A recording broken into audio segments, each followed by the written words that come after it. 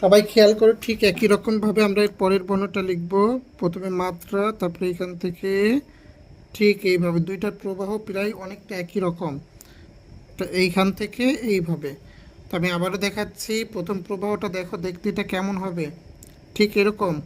তো কেউ যদি ডয়ের ফরম্যাটে করো, এইভাবে যদি করো, তাহলে কি এটা ভুল হবে। হ্যাঁ, এটা হচ্ছে ডর ফরম্যাট, আর এটা হচ্ছে বর্গীয় জর ফরম্যাট। তাহলে দেখো এটা এইভাবে এইখান থেকে এরকম একটা জায়গা থেকে জটা ঠিক এইভাবে করবে। আমি আরেকবার দেখাচ্ছি, এটা এইখান থেকে সুন্দর করে এইভাবে, ঠিক আছে।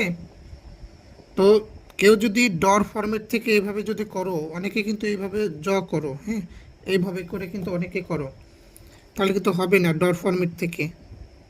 তো এটা প্রবাহটা এই যেরকম, এটা এই জায়গা থেকে সুন্দর করে এইভাবে নামিয়ে দেবে, তাহলেই হবে।